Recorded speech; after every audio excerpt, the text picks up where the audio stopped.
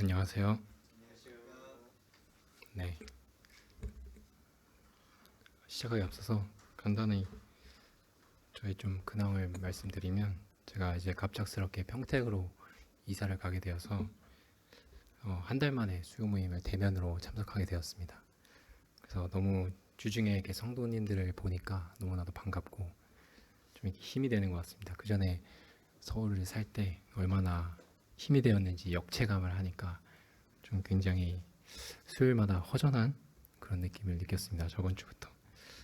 그래서 가까이 사시는 분들 이 기회를 정말 잘 누리시기를 네, 추천드립니다. 네, 오늘은 이제 다니엘서 마지막 장인 12장을 나누도록 하겠습니다. 네, 그 참고 문헌으로는 이제 윌리엄 맥도날드 선지서 주석과 그리고 이제 세 가지 번역, 그 킹제임스 흠정역과 NASB 그리고 개역 한글 세 가지 번역을 참고하였고요. 다니엘서 12장의 마지막은 12장은 이제 마지막 때에 일어날 일들에 대해서 이제 계시하는 내용으로 분별되고 있습니다. 따라서 매우 어렵기도 하고 좀 다양하게 해석될 수 있는 부분이 많기 때문에 제가 감히 뭔가 이거는 이런 것이다라고 단정지어서 말씀드리지는 않겠습니다. 하지만 이제 어떻게 해석되고 있는지 전달드리고 이를 통해서 제가 좀 묵상하게 된 내용들을 나누도록 하겠습니다. 네, 이제 처음 1절부터 3절은 예수님이 재림하시기 전에 이제 말세에 악인과 의인에 대해서 말씀하고 있다고 해석되고 있습니다. 1절에 보면 고난의 때가 이르리니 그것은 민족이 있은 이래로 그때까지 없었던 고난일 것이며 라는 말씀을 통해서 마지막 때의 그 환란이 얼마나 끔찍할 것인지에 대해서 묘사하고 있습니다. 2절에서 보면 죽었던 사람이 깨어나 영에 이르거나 영존하는 치욕에 이른다라고 말씀하고 있습니다. 이제 그러면 어떤 사람이 영생에 이르고 또 어떤 사람이 치욕에 이르게 될지 보겠습니다. 1절에 의하면 그 책에 기록된 모든 자가 구출을 받으리라라고 말씀하고 있습니다. 여기서 그 책은 생명책이라고 볼 수 있겠습니다. 왜냐면 다니엘서를 보다 보면 계시록과 굉장히 이제 비슷한 내용들이 많은데요. 계시록 20장 15절에서도 보면 누구든지 생명책에 기록되지 못한 자는 불못에 던지우더라라고 말씀합니다. 그래서 이 책은 생명책이라는 분별에 대해서는 이제 여기서 말하는 이 책이 생명책이라는 분별에 대해서는 다음 슬라이드에서도 또 설명하도록 하겠습니다. 그리고 또 3절에서 보면 지혜로운 자들은 궁창의 광채같이 빛나고 많은 사람들을 의로 돌아서게 하는 자들은 별들과 같이 영원토록 빛나리라 라고 말씀하고 있습니다. 그럼 성경에서 말씀하고 있는 지혜로운 자는 누구일까요? 잠언 9장 10절을 보면 여호와를 경외하는 것이 지혜의 근본, 즉 지혜의 시작이라고 말씀하고 있습니다. 그리고 거룩하신 자를 아는 것이 명철이니라 이렇게 말씀하고 있습니다. 하나님 말씀하시는 지혜로운 자는 즉 그분을 두려워하고 하나님을 아는 자인 것입니다. 그리고 그런 사람들은 광채같이 빛나고 영원 무궁토록 빛나리라 라고 말씀하고 있습니다.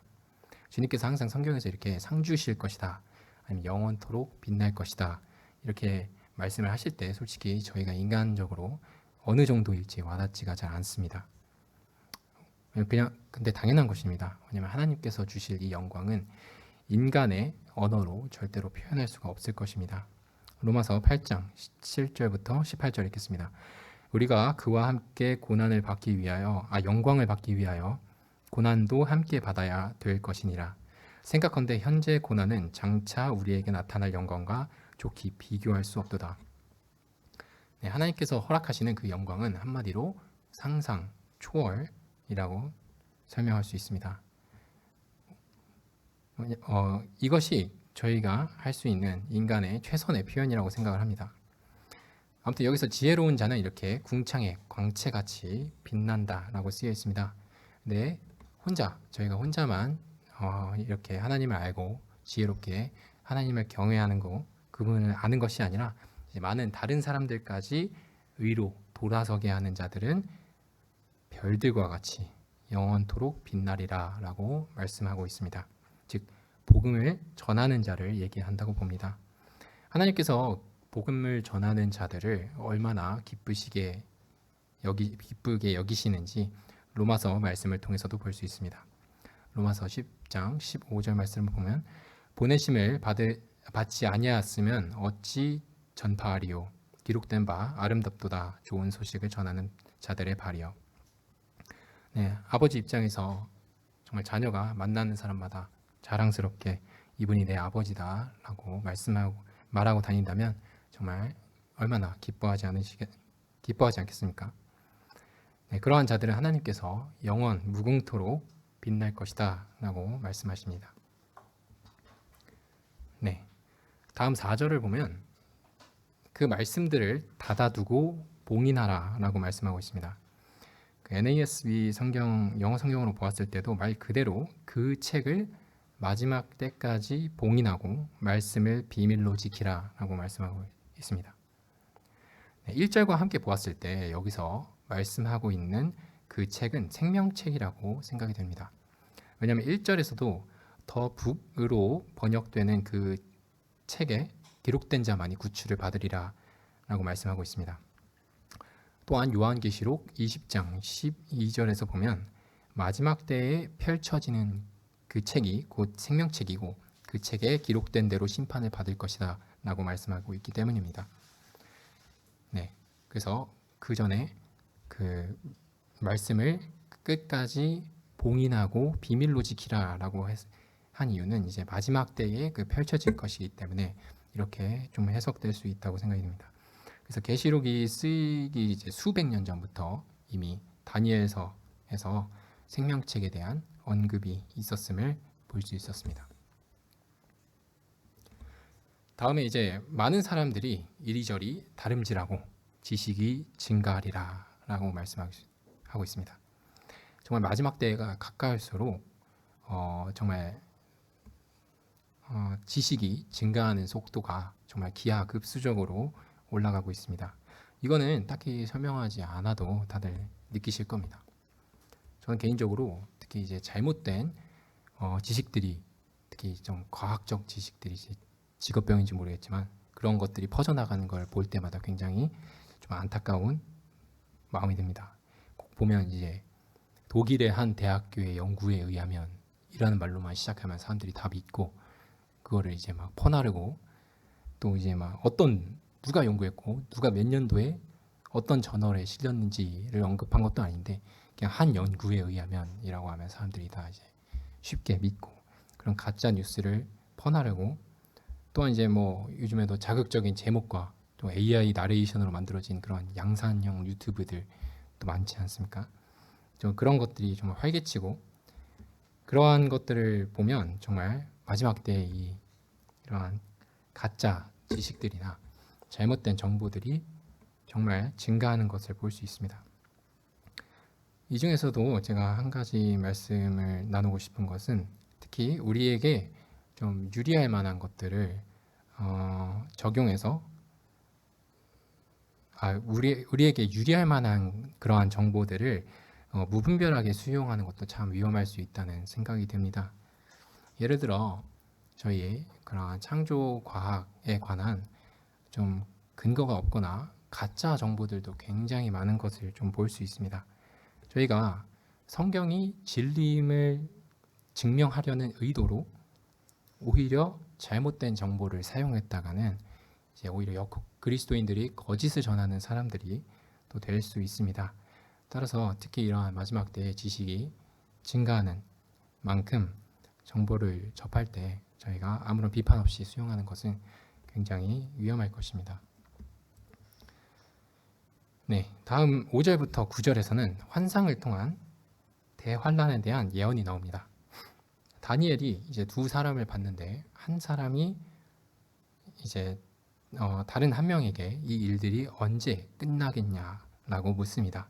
그러자 그 아마포 옷을 입은 상대방이 이것은 한때, 두때, 반때에 관한 것이니 그가 거룩한 백성의 권세를 흩어놓는 일을 이루게 될 때 이 모든 일이 끝날 것이다 라고 합니다. 이제 이 둘의 대화를 보고 다니엘은 무슨 이야기인지 전혀 이해를 하지 못한다고 8절에 나와 있습니다. 네, 다니엘도 이해를 못했기 때문에 우리도 이 부분을 정확히 알기는 어렵지만, 하지만 우리는 요한계시록을 우리가 본 우리로서는 조금이나마 좀 유추를 해볼 수 있습니다. 여기서 이 한때, 두때, 반때라는 표현은 계시록 12장에서도 나오고 있습니다. 어떤 여자가 도망하여 광야로 도망하여 1260일 동안 양육을 받습니다.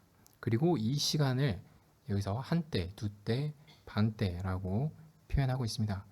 즉 3.5년, 한때, 두때, 반때, 3.5년이라고 계산했을 때 365 곱하기 3.5는 1277.5가 나오는데요. 이게 1260일과 대략 비슷한 3.5년 정도인 것을 확인할 수 있습니다. 네, 그래서 다니엘에서 말하고 있는 이 대환란은 1260일이라고 이제 통상적으로 주석이나 이런 데서도 다 해석이 그렇게 되고 있습니다.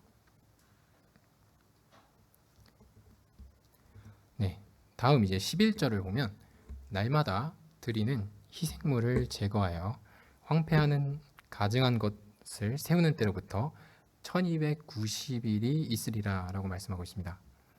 네, 윌리엄 맥도날드 선지서 주석에서는 이 부분에 대해서 대환란이 시작하기 30일 전에 예루살렘 성전에 가증한 것들이 세워질 것이다 라고 해석합니다.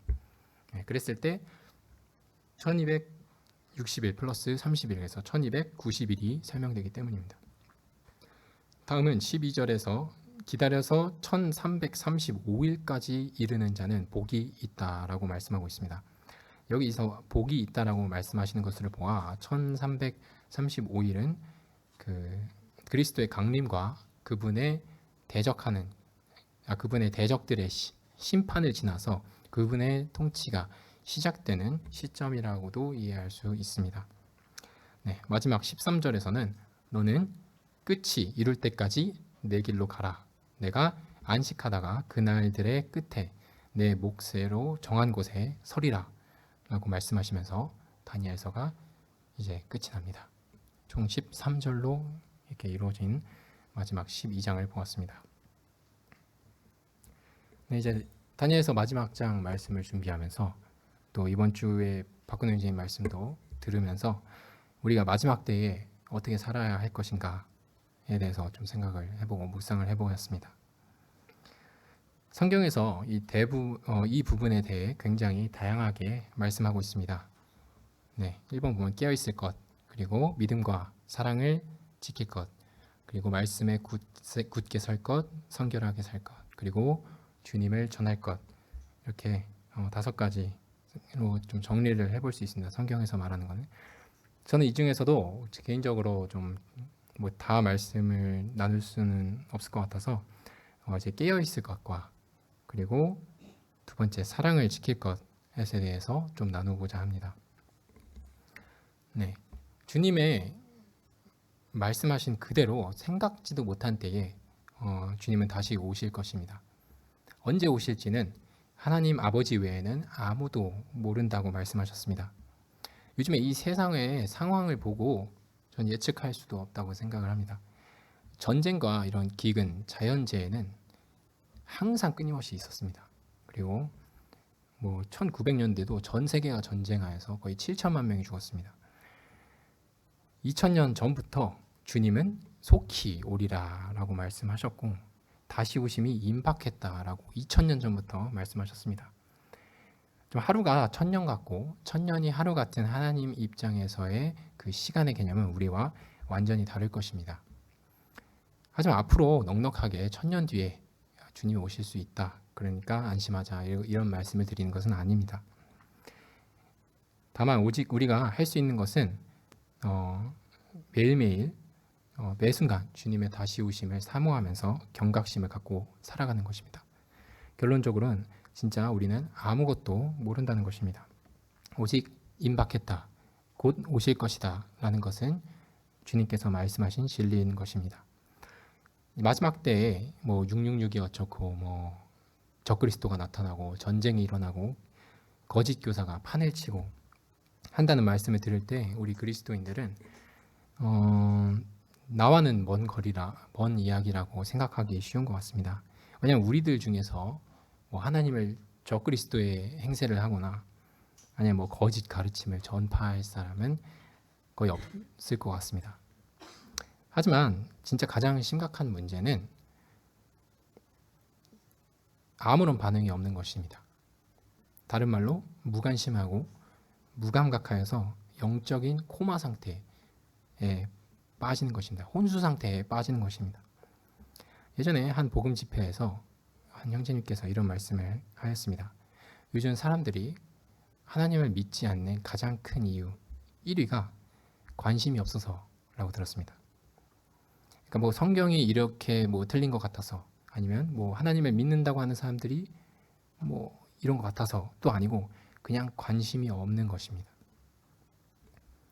하나님께서 그분을 알만한 것들을 저희에게 보이시고 하나님께서 만드신 만물에 분명히 보여 알 수 있게 하셨다라고 로마서에서 말씀하고 있습니다. 인간이 계속해서 자신이 어디로부터 왔는가, 그리고 저 하늘과 저 높은 산, 이것들은 누가 만들었는가, 그리고 나의 심장이 지금 이렇게 어떻게 뛰고 있는지, 그러한 사소한 것들부터 고민하게 된다면 우리는 결국 하나님을 찾을 수밖에 없을 것입니다. 하지만 요즘에 정말 99%라고 말해도 과언이 아닐 것 같습니다. 어쩔 수 없이 저희가 뭐 학교를 다니거나 일하는 시간 빼고는 모두 화면을 보면서 시간을 보내고 있습니다. 그래서 그런 고민조차 하지 않고 관심이 아예 없습니다. 다음 말씀과 같은 상황이 딱 요즘 세대인 것 같습니다. 마태복음 11장 16절부터 17절입니다. 이 세대를 무엇에 비유할꼬? 비유컨대 아이들이 장터에 앉아 제 동물을 불러 가로되 우리가 너희를 향하여 피리를 불어도 너희가 춤을 추지 않고 우리가 애곡하여도 너희가 가슴을 치지 아니하였도다 함과 같으니라.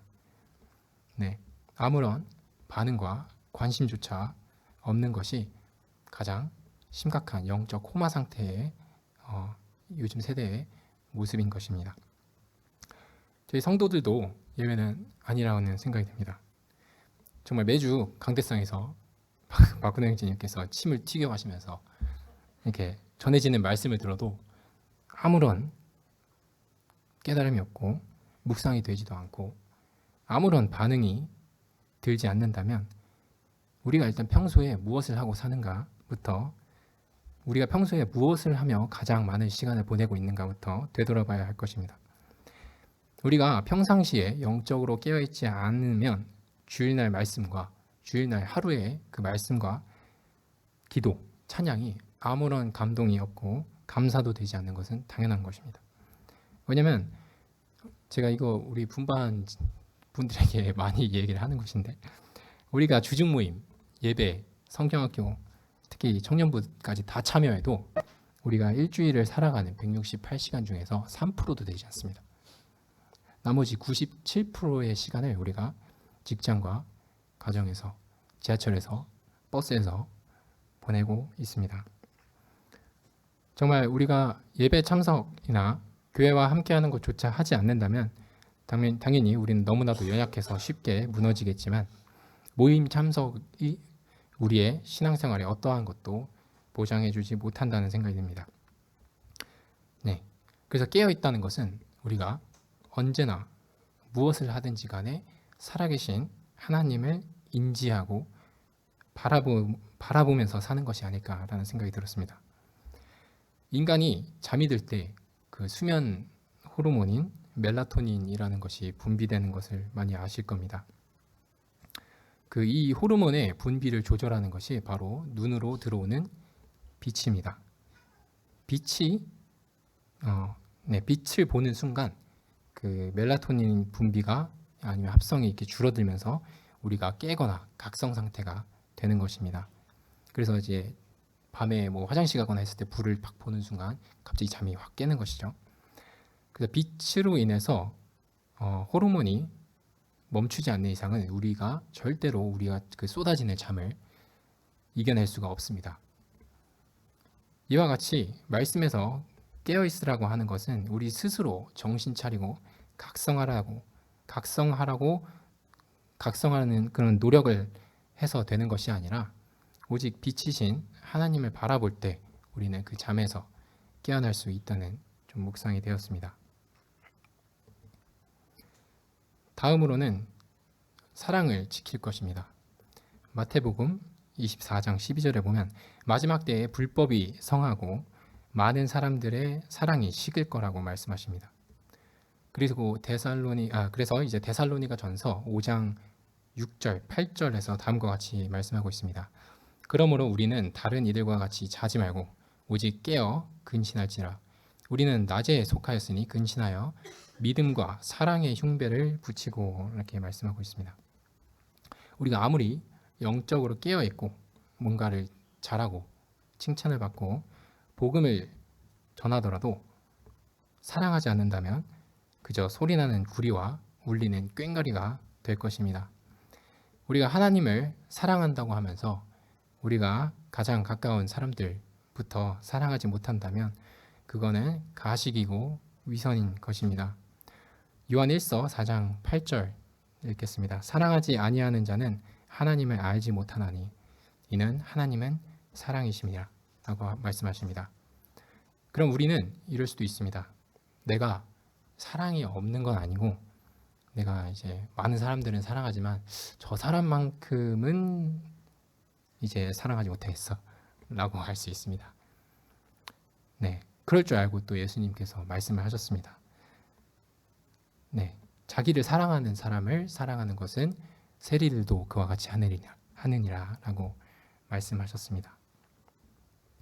그래서 세상에서 말하는 사랑은 굉장히 쉽고 좋고 달달하고 그런 것이지만 하나님께서 말씀하시는 고린도전서 13장에서 말씀하시고 있는 사랑은 시작할 때부터 사랑은 오래 참고로 시작합니다. 그리고 모든 것을 견디고 허다한 허물을 덮는 것입니다. 그래서 우리는 마지막 때에 깨어 있어야 합니다. 그리고 그 영적으로 깨어 있는 상태는 오직 빛이신 하나님을 바라볼 때만 가능한 것입니다. 또한 기억해야 할 것이 있습니다. 그리스도께서 우리에게 베푸신 사랑입니다.